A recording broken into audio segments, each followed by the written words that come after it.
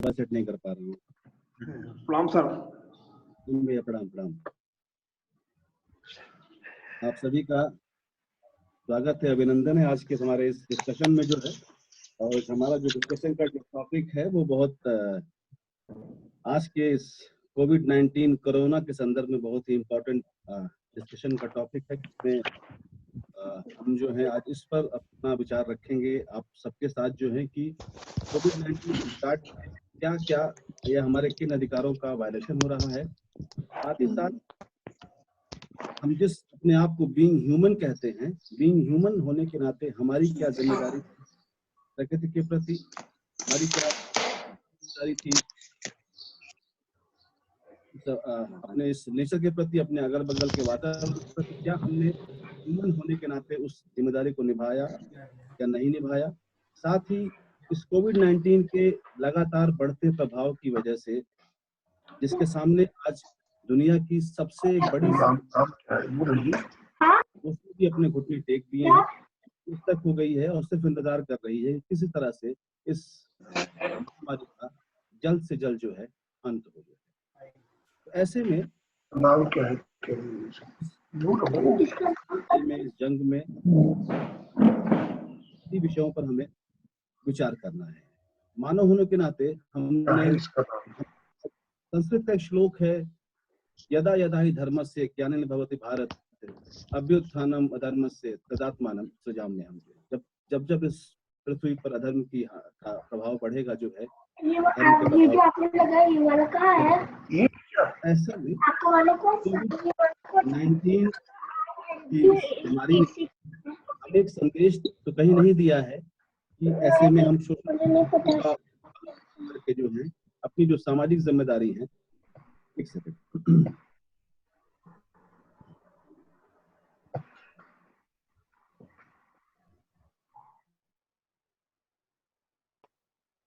ऐसे में हम सभी जो है अपनी सामाजिक जिम्मेदारी को बेहतर तरीके से निभा सकेंगे। जो है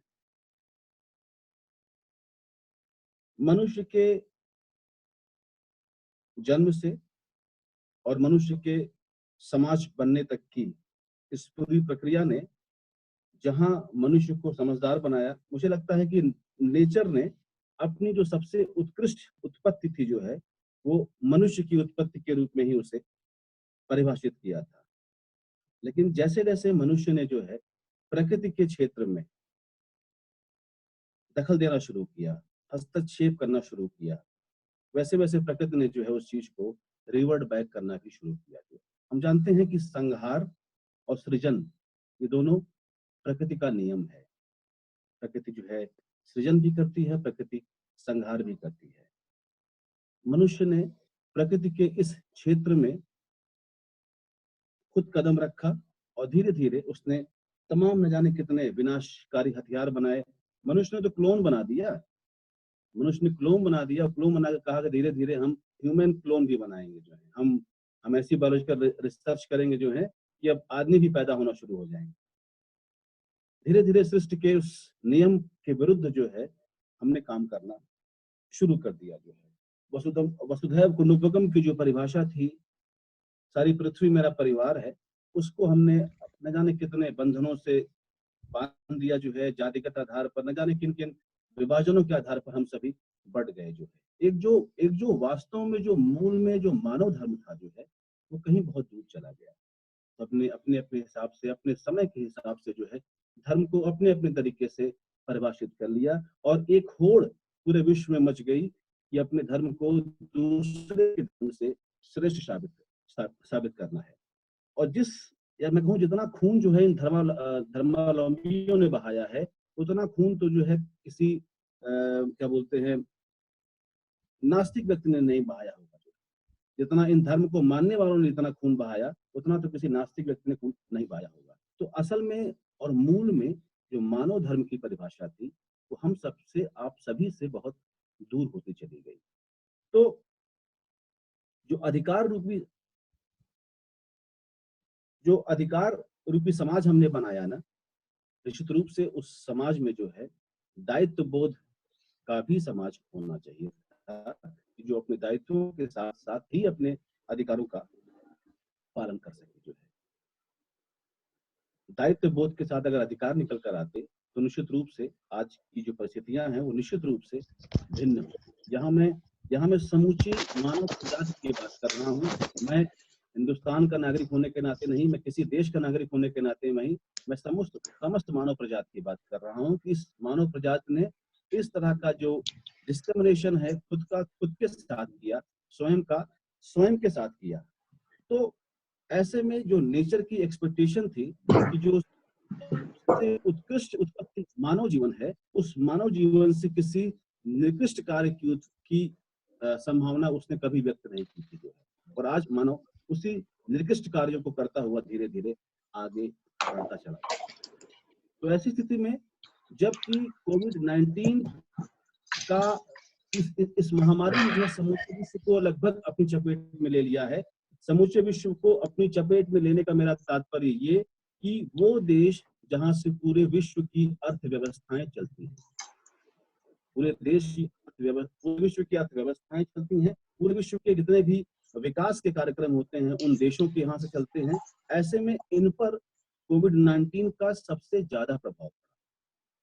और ऐसी स्थिति में जो है मानव जीवन क्या होगा जो है, अगर इसका प्रभाव इस तरह से बढ़ता रहा तो चूंकि हम आप सभी जो है इस समय हिंदुस्तान में तीसरे चरण में जी रहे हैं कोविड-19 के, और अब तो इस तरह की बातें निकल कर आना शुरू हो गई है कि हमको कोविड-19 के साथ जीना पड़ेगा, हमें इस महामारी के साथ जीना पड़ेगा, अपने आचार व्यवहार में बदलाव करना पड़ेगा जो है, और इस बदलाव के साथ ही हमें कोविड-19 के साथ जीना पड़ेगा। क्योंकि अब तक जो मानव प्रजाति है इसका कोई भी क्या बोलते हैं, कोई मेडिसिन, कोई क्योर ढूंढने में जो है नाकाम है।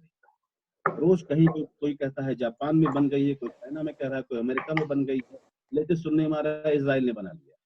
बीच में तो जयपुर राजस्थान में भी बनने की बात हो रही थी। तो ऐसी स्थिति में जो है जबकि किसी के पास कोई इसका प्रॉपर सोल्यूशन नहीं है जो है, इस स्थिति में हमारी आपकी जिम्मेदारी क्या बनती है, या कहूँ कि कोविड-19 के दौर में वैश्विक स्तर पर किस तरह की आने वाले समय में विकास कार्य प्रभावित होंगे या नहीं होंगे। जिस तरह से WHO की फंडिंग रोक दी है अमेरिका ने जो है, एक बहुत बड़ी संस्था जिसकी सबसे बड़ी फंडिंग अमेरिका करता था जो है, जो विश्व का सबसे मजबूत देश था अर्थ के रूप में, और वहां पर इस महामारी के फैलने की वजह से जो है वो भी जो है बहुत ज्यादा लॉस में चला गया है। और उसने फाइनली कह दिया कि अपनी फंडिंग हम नहीं देंगे। उसने रीजन चाहे जो लगाए हो कि चाइना के साथ उसका गठबंधन है, WHO के डायरेक्टर का, व्हाटएवर, लेकिन सही मायनों में रीजन यही है कि अर्थव्यवस्था अमेरिका की भी चरमरा गई है। धीरे धीरे डाउन ट्रोडन स्थिति की तरफ अमेरिका भी जा रहा है, क्योंकि कोई भी सोल्यूशन किसी के समझ में नहीं आ रहा है। आप हम अपने हिंदुस्तान की बात करते हैं, अपने भारतवर्ष की बात करते हैं, सरकार भी नहीं समझ पा रही है कि हमें यकीनन इस लड़ाई से लड़ना किस तरह से। सोशल डिस्टेंसिंग का फॉलो, क्योंकि एक ही मात्र रास्ता है हिंदुस्तान जैसे देश में जहां पर की मेडिकल फैसिलिटीज के नाम पर जो है बेसिक रिक्वायरमेंट पूरी होती नहीं है। PSC जैसे तमाम हॉस्पिटल्स हैं, पब्लिक हेल्थ केयर सेंटर्स पर तो डॉक्टर मिलते नहीं हैं। तो ऐसी स्थिति में जो है जब जैसे जैसे इसका स्प्रेड बढ़ता जाएगा जो है, वैसे वैसे सिवाय सोशल डिस्टेंसिंग के अलावा हमारे पास कोई फार्मूला नहीं है कि हम इस वायरस को स्प्रेड होने से रोक सकें। क्योंकि वो जो 4 करोड़ मजदूर वहां से चले हैं और जो अपने अपने राज्यों में जा रहे हैं, निश्चित रूप से हम देख रहे हैं कि जिन्हें कैरी करके वहां से लाया जा रहा है उसमें भी काफी कोरोना पॉजिटिव मिल रहे हैं। तो ऐसी स्थिति में जो है ये जिस तरह से हमारे इन राइट्स का वायलेशन इस कोरोना 19 के संदर्भ में हो रहा है, या ये मैं कहूँ कि गवर्नमेंट हमारी जान बचाने की कोशिश कर रही है, तो दो बातें यहाँ से निकल कर आती हैं। मैं प्रधानमंत्री मोदी जी के उस कथन की बात करूंगा कि जान है तो जहान है। अगर हमारा आपका अस्तित्व है तभी अधिकारों की बात होगी जो है। उसी तरह से मानव है तो अधिकार है। मानवाधिकार की चर्चा तब होगी जब मानव का स्वयं का अस्तित्व होगा। यानी कि man is the centrifugal force of a society जो है, man is a person who is in center of a society। सब समाज का जो सारा ताना बाना है, जितना भी सामाजिक ताना बाना है, वो मनुष्य के इर्द गिर्द ही घूमता है। हम जिस सिस्टम ऑफ गवर्नेंस में, जिस सिस्टम ऑफ लॉ में, जिस सिस्टम ऑफ रूल में रहते हैं, वो हमारे स्वयं स्वनिर्मित रूल होते हैं, स्वनिर्मित हमारे कायदे कानून होते हैं, और उस कानून के हिसाब से हम सभी आप रहते हैं। तो इस पोजीशन में जबकि मानव हैं या मानव होंगे तो मानवाधिकार होगा। तो उसी स्थिति में जो है इस पैंडेमिक सिचुएशन में जो एक्सपेक्टेशन है स्टेट से, स्टेट हमें बेहतर मेडिकल फैसिलिटीज उपलब्ध कराए, और साथ ही साथ हमारा क्या दायित्व है, हमारा दायित्व है कि हम जो है सोशल डिस्टेंसिंग के थ्रू जो है यही एकमात्र माध्यम है कि सामाजिक दूरी बनाकर जो है हम इस वायरस के खिलाफ लड़ सकते हैं। एक सवाल फिर खड़ा होता है कि ये लड़ाई आखिर कब तक लड़ी जाएगी, ये लड़ाई आखिर कब तक लड़ी जाएगी। सरकारों ने बोलना शुरू कर दिया है। अमेरिका ने इसलिए लॉकडाउन नहीं किया जो है कि लॉकडाउन कर देंगे तो उसकी अर्थव्यवस्था गिर जाएगी। 2 दिन पहले दिल्ली के मुख्यमंत्री अरविंद केजरीवाल जी ने कहा जो है कि हमें इसके साथ रहकर जीना पड़ेगा। लेकिन सवाल ये है कि अगर रह के जीना पड़ेगा और अगर वायरस स्प्रेड हो गया और मौतों का अंबार लग गया, तो ऐसे में कोई भी मुख्यमंत्री या कोई भी स्टेट क्या करेगा? वैसे में राज्य कब तक बैठकर क्वारंटाइन सेंटर्स पर इन मजदूरों को खिलाते रहेंगे? भारतवर्ष का सबसे बड़ा जो काम करने वाला तबका है वो अनऑर्गेनाइज सेक्टर में काम कर रहा है, और अनऑर्गेनाइज सेक्टर में काम करने की वजह से शायद बहुतों के पास आधार कार्ड नहीं है, बहुतों के पास जो है वो लेबर जिसकी बेसिस पर उनको राशन मिल रहा है, जो सरकार राशन देने की बात कर रही है वो नहीं मिल रहा है। खैर, तमाम मुख्यमंत्रियों ने इस चीज की पहल भी की है कि आपके पास आधार हो चाहे ना हो, हम आपको राशन देंगे।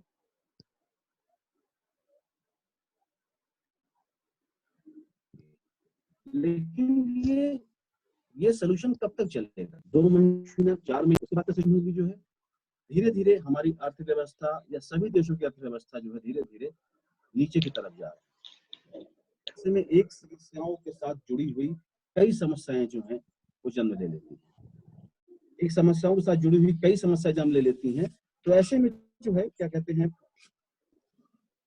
इस पैंडेमिक सिचुएशन से निकलने का कोई उपाय किसी भी सरकार के पास नहीं, सिवाय सोशल डिस्टेंसिंग के फॉलोअप के।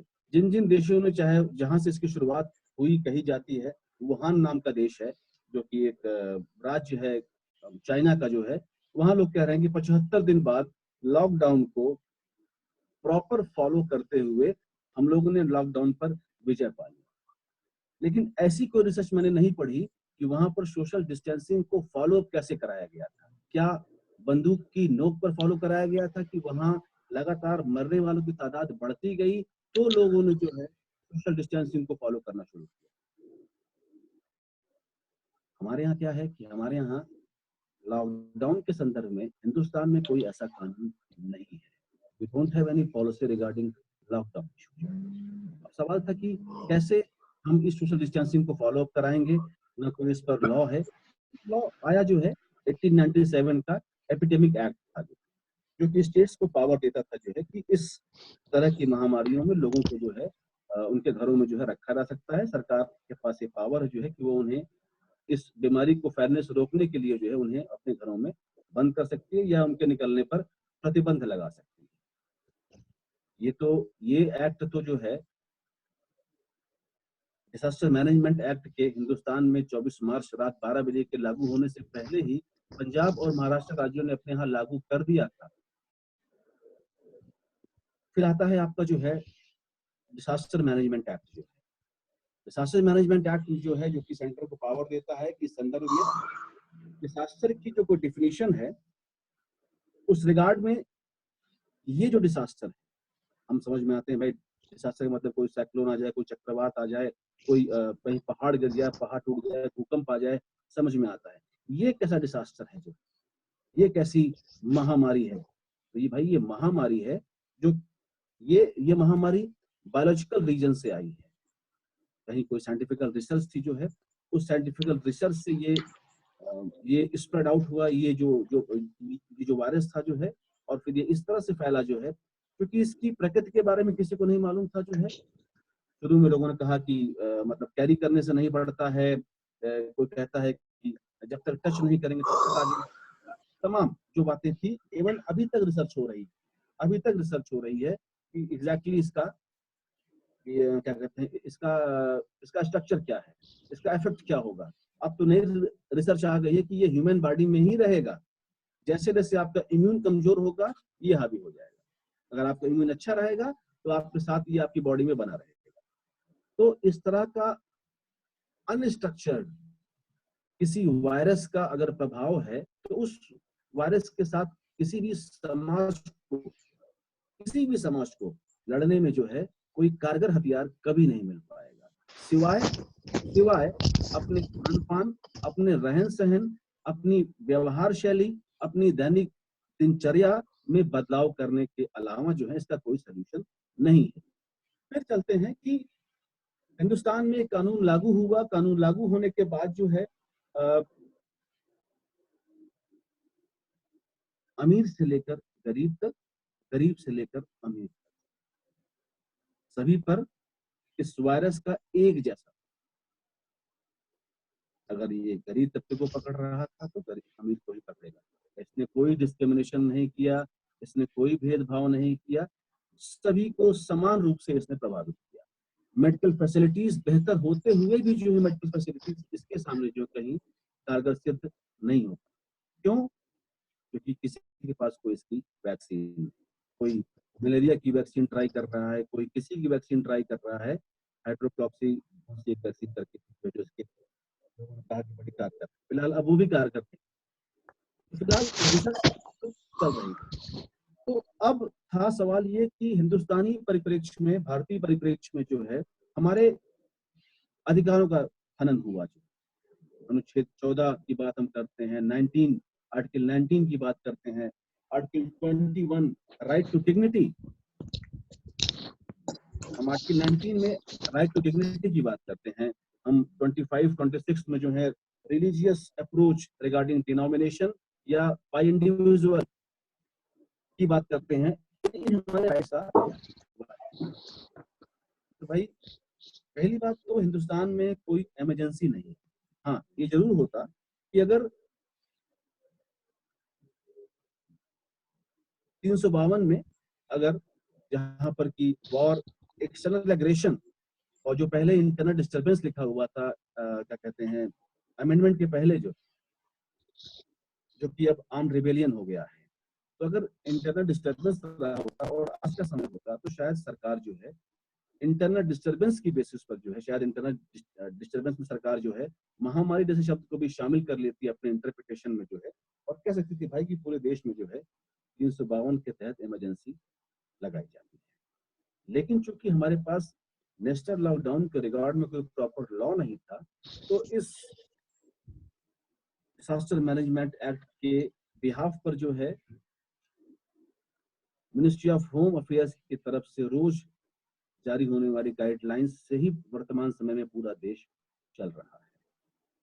और जाहिर सी बात है executive part of the government के बिहाफ पर जारी की गई गाइडलाइंस में जहां पर डिस्क्रिशन आ जाता है, जहां whenever it comes regarding the discretion of power के रिगार्ड में राइट्स का वायलेशन होना तो वाजिब सी बात है। दूसरा पहलू ये भी है कि आपकी जान भी बचानी, अगर आपकी जान बचानी है तो इस स्थिति में जो है सरकार अगर इस तरह के कड़े कदम उठा रही है तो जाहिर सी बात है सवाल यहाँ पर यह है कि इंडिविजुअल राइट को प्रोटेक्ट किया जाए कि कम्युनिटी राइट को प्रोटेक्ट किया जाए।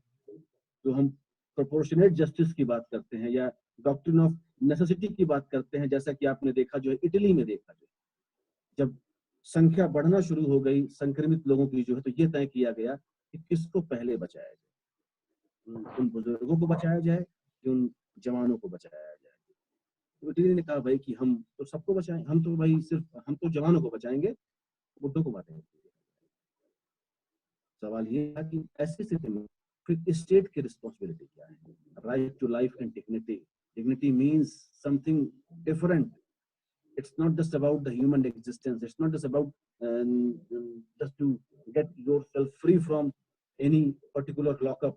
No, it is something else. It is something about a society where we can live by raising our head high, और सर को समाज में उठाकर जी सके जो है, और सर को समाज में उठाकर जीने के संदर्भ में सबसे पहली जो बेसिक नीड है राइट टू लाइफ के रिगार्ड में वो ये है, राइट टू डिग्निटी के रिगार्ड में वो ये है कि हमारी बेसिक रिक्वायरमेंट रोटी, कपड़ा और मकान ये पूरी होनी चाहिए। हमने केस पढ़ा था PUCL वाला, हमने केस पढ़ा था जो है केस का नाम क्या था उसमें, जिसमें सुप्रीम कोर्ट ने कहा था कि human existence something more than animal existence. It's not about just to survival. Survival means here that your all rights regarding your human survival must be protected by the state। तो ऐसी स्थिति में अगर हम इस चीज को जो है, अभी अगर मीटिंग दोबारा खत्म हो जाती है तो हम दोबारा इसको क्लॉज को जो है दोबारा शुरू कर देंगे। तो सवाल ये था कि ऐसे में इटली का जो ये स्टेटमेंट कि हम पहले उन्हें बचाएंगे जो हमारे लिए ज्यादा जरूरी, यानी कि डॉक्टर नेसेसिटी की बेसिस पर या कि उन्होंने किस तरह जिसको डिलीवर किया, ये मेरी समझ से बाहर जिम्मेदारी है कि उससे सबके राइट को फिर है कि राइट टू इक्वालिटी की बेसिस पर अगर राइट्स का वायलेशन हो रहा है या कहीं कि आर्टिकल 19 के रिगार्ड में फ्रीडम ऑफ स्पीच और एक्सप्रेशन का वायलेशन हो रहा है इस पैंडेमिक की वजह से। पैंडेमिक मतलब कि जिसका की क्या बोलते हैं इस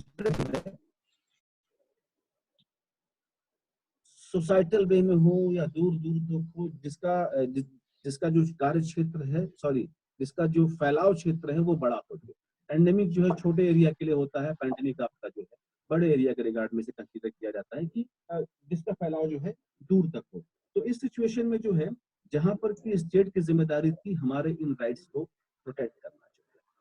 तो ऐसी स्थिति में जबकि हम आप सोशल मीडिया के जमाने में रह रहे हैं, हर आदमी अपनी अपनी बात को जो है सोशल मीडिया पे, प्रिंट मीडिया के माध्यम से भी सरकार को कोई प्रेस कर रहा है तो सरकार की कोई आलोचना कर रहा है। तो अब सवाल ये था कि पैंडेमिक इशू के बारे में, कोरोना के बारे में जो लोगों को आधी जानकारी थी, उस आप सभी देख रहे हैं कि व्हाट्सएप यूनिवर्सिटी, फेसबुक यूनिवर्सिटी में पूरा ज्ञान चल रहा है इस चीज को लेकर कि सरकार की ये पॉलिसी गलत, सरकार की एक पॉलिसी अच्छी है। तो सवाल ये था कि ऐसी सिचुएशन में जो है फिर ये जो पैंडेमिक है ना, इट बिकम्स न्यूज़डेमिक हो जाएगा, जो है इट बिकम्स न्यूज़डेमिक हो जाएगा। तो इस सिचुएशन में अगर लोगों तक गलत सूचना पहुंचेगी जो, तो ऐसे में जो है क्या कहते हैं, जो राइट टू डिग्निटी है या जो राइट टू लाइफ, इसको प्रोटेक्ट करना स्टेट की जिम्मेदारी है। तो इस सिचुएशन में आपके आर्टिकल 19 सब क्लॉज 2 में रिस्ट्रिक्शन भी बताए गए हैं कि इन बेसिस पर आपके इन राइट्स पर रिस्ट्रिक्शन लगाया जा सकता है। एक उसमें रिस्ट्रिक्शन है पब्लिक ऑर्डर। तो लोक व्यवस्था अपने आप में एक कोई सामान्य शब्द नहीं है, कोई छोटा शब्द नहीं। लोक व्यवस्था में समाज की हर वो चीज आ जाती है जो कि सरकार द्वारा नियंत्रित होती है। तो स्वास्थ्य से लेकर, चाहे वो स्वास्थ्य सुविधाएं हों, चाहे सरकार, वर्तमान समय की सिर्फ बात कर रहा हूँ, चाहे वो स्वास्थ्य सेवाएं हों, चाहे वह लॉ एंड ऑर्डर की सिचुएशन हो, इस रिगार्ड में अगर स्टेट आपके किसी राइट पर रिस्ट्रिक्शन लगाती है तो वो राइट जो है वो राइट क्या कहते हैं, अगर रिस्ट्रिक्शन लगाती है तो वो राइट रिस्ट्रिक्शन जो जस्टिफाइड माना जाएगा। जैसा कि लिखा है आर्टिकल 19 सब क्लॉज 2 में, that must be a reasonable restriction.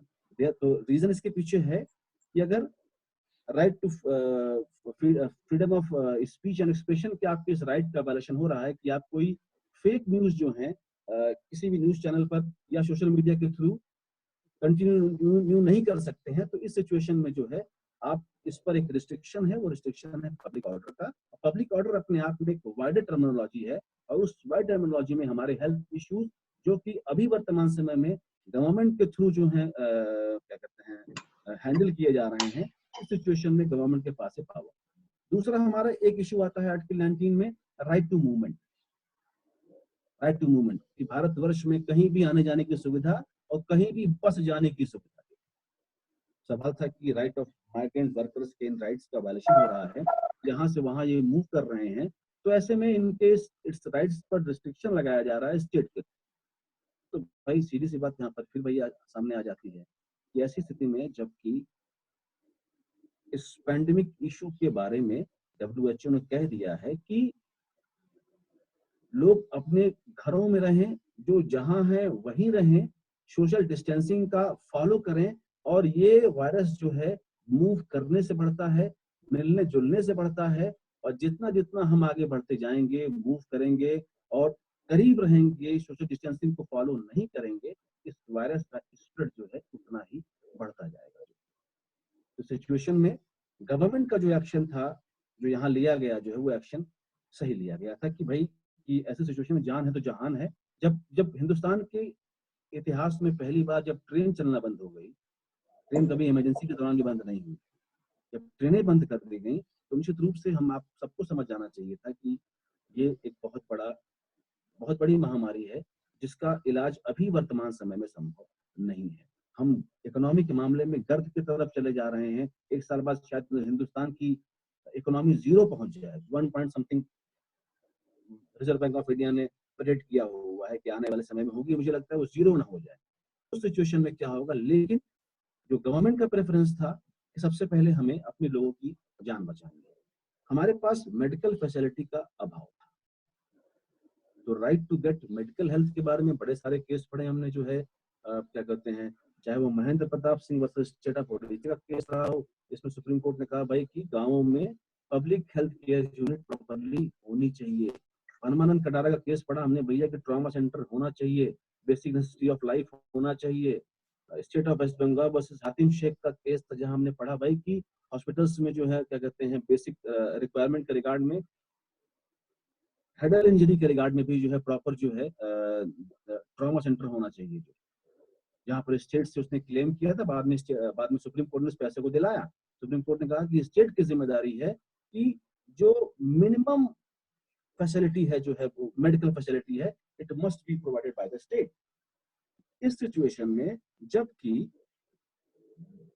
इस पैंडेमिक इशू के रिगार्ड में गवर्नमेंट की गाइडलाइंस है कि हमें इन चीजों को फॉलो करना चाहिए, तो ऐसे में हमारी राष्ट्र के प्रति जिम्मेदारी भी बनती है कि हम सरकार के उन नियमों का, उन कायदों का पालन करें। अगर नहीं पालन करते हैं, इस सिचुएशन में अगर आपके खिलाफ कोई एक्शन लिया जाता है तो वेयर विल यू गो? कौन से सेक्शन 188 है आईपीसी का जिसको जो इस रिगार्ड में फॉलो किया जा रहा है। इसके संदर्भ में इसमें तमाम चालान हो रहे हैं। जो बच्चे एडवोकेट होंगे भी तमाम केसेस लड़ेंगे, वो लोग जो हैं इस पैंडेमिक इशू वाले केस के बाद जो है खत्म हो जाएगा, जब तो इनके तमाम अधिकारों के लिए लेकर आप सब लोग लड़ेंगे अभी। तो इस सिचुएशन में भाई तो उसी दौरान जो है ब्लड की डिमांड किसी का मैसेज आया, जो सर आप ही मेरी आखिरी उम्मीद है। चलिए अभी जब ये क्लास का सेशन खत्म होगा तो मैं उन्हें फोन करके तब दोबारा क्लास में आपके साथ आऊँ। तो पैंडेमिक इशू के संदर्भ में जो है ये गाइडलाइन गवर्नमेंट की तरफ जारी की गई कि हमें ये रूल्स एंड रेगुलेशंस को प्रॉपर्ली फॉलो करना है। जो है हाँ, section 188 IPC. Thank you very much Amren ji. सवाल ये था कि जहां रोज रोज इम्तहान हो रहे हैं, पहला एग्जामिनेशन आपकी जो है आपका एग्जीक्यूटिव दे रही है। एग्जीक्यूटिव क्या कर रही है? एग्जीक्यूटिव ये कर रहे हैं भाई कि कैसे हम लॉ का इम्प्लीमेंटेशन कराएं, कैसे हम उन एडवाइजरीज का इम्प्लीमेंटेशन कराएं, जो कि रोज रोज नई नई एडवाइजरी जो है मिनिस्ट्री ऑफ क्या बोलते हैं, होम अफेयर्स की तरफ से जारी हो रही है। एक तो सवाल ये है। दूसरा सवाल ये, दूसरा जो लड़ाई लड़ रही है वो लड़ाई जुडिशरी लड़ रही है कि किस तरह से हमारे आपके इन फंडामेंटल राइट्स को वो प्रोटेक्ट करें। आपको कि शराब की दुकानों को खोलना है, और कल ही आपने न्यूज देख लीजिए कि किस तरह से सरकार के इस फैसले का मजाक बना। खूब जो है सोशल मीडिया पर, फेसबुक पर जो लोगों ने इस पूरे मजाक को देखा, न्यूज चैनल्स ने भी आगे बढ़ के इस मजाक को पूरा दिखाया। इट वॉज मिमिक्री, ये पूरे लोकतंत्र का मजाक बनाया जा रहा है। तो उसी तरह से जो थोड़ी बहुत दुकानें खुली भी जो है, वहां पर भी जो है सामानों को लेने की इतनी मारामारी हो गई। तो इस सिचुएशन में जो है सरकार को फैसला लेना पड़ा भाई कि दुकानें बंद कर दी, या कहीं पर शराब के दाम इतने ज्यादा बढ़ा दिए जाएं ताकि लोग शराब खरीदने निकले ही ना, चाहे वो चंडीगढ़ रहा हो, चाहे वो दिल्ली रहा हो। तो इस सिचुएशन में सवाल अब ये है कि जब तक जो मुझे लगता है, जब तक इस सोशल डिस्टेंसिंग का फॉलो अप हम आप स्वयं नहीं करेंगे, तब तक कोई सरकार आपसे इसको लागू करा नहीं सकती। तो तब तक जो है, जब तक हम आप सोशल डिस्टेंसिंग को फॉलो खुद नहीं करेंगे, तब तक हमसे आपसे कोई भी सरकार जो है इसको जो है फॉलो नहीं करा सकती। ये एकदम एकदम सत्य है ये। दूसरा सवाल ये कि सोशल डिस्टेंसिंग के रिगार्ड में मिनिस्ट्री ऑफ होम अफेयर्स ने बोला कि ये राज्यों की जिम्मेदारी है कि धीरे धीरे अपने यहाँ इन जो रोजमर्रा की जरूरतों की दुकानें हैं उसे खोलना शुरू करें, और स्टेट की रिस्पॉन्सिबिलिटी है कि प्रॉपर एडमिनिस्ट्रेटिव बैकअप के साथ जो है वो सोशल डिस्टेंसिंग को फॉलो अप कराए। तो भाई इसका जवाब ये है कि हर दुकान पर सिपाही पुलिस का